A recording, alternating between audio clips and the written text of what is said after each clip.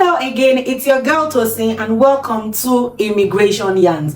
Today I am going to be talking about the changes to the postgraduate work permit, the PGWP. Right, let's dig into it. So, this program has been a very important component that attracts international students to Canada, largely because it provides work opportunities after the completion of the study program. And the way it has worked is you study and you get a postgraduate work permit, right? And it can range between anywhere from 8 months to 3 years, depending on the length of your study. And it has also been that you do not need a job offer to be able to get it. Like, it was basically automatic. Once you're done studying, you get that post-study work permit, right? Now Canada says, it will not work like that anymore. Come with me, let's delve into these changes that are going to be happening. Again, I think it's important to say that this is still work in progress. It has not been expressly agreed on or decided on. It is still very much work in progress. So there's still a lot of deliberation with the provinces and the territories ongoing to decide what will be done. But I do want to give you some of the scope on the things that are likely to happen and some of the changes that we're likely to see. So, first of all, why do we have these changes ongoing? Number one is that Canada seeks to focus more on its job market. So the reality is that people graduate from school and they get this post-work permit, and we realize that the skills that are needed to be able to fill the jobs are still not there. And Canada is likely an immigration country. So if we're bringing people in through different schemes on the immigration level to come and fill these particular jobs, and then we have a lot of students coming in, and by the time the large number of students coming in, right, again, statistics did say that the number of people who apply for post-study work permit between 2018 and 2023 grew by 214%. So if we have that large number of people who are going to school and graduating and get postgraduate work permit, right, and that's like, it's an open work permit, and they don't have the skills that is necessary to move the economy of the country ahead, it kind of looks counterproductive. So that's why some of these changes are going to be happening. And like I said, the goal is to focus on the job market. So you look at the outlook of the country. Where are the jobs where are the places where we have shortages? Where are the places where we don't have enough people to fill this in? Those are the places where we're asking for people to migrate to Canada and come and live in Canada and do those jobs, right?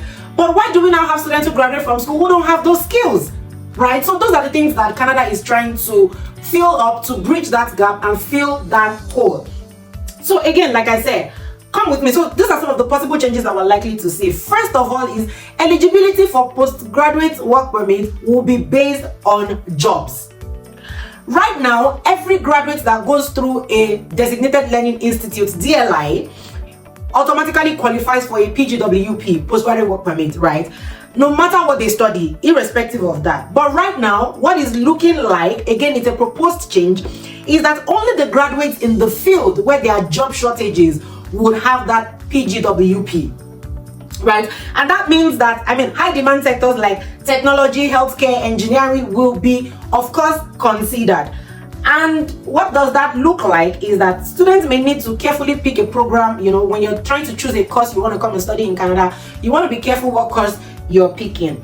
The second change that we're likely to see is that it will now require a job offer, which means, currently right now, everybody, as long as you finish from a DLI, you get a PGWP, whether you have a job offer or not, whether you have a job or not. But as it stands now, one of the changes that is being proposed and being considered is that you have to have a job offer before you can qualify for the PGW. What does that mean? It means that as a student, you need to start looking for a job before your program ends, so that you can have a job offer and you can qualify for that PGWP, right?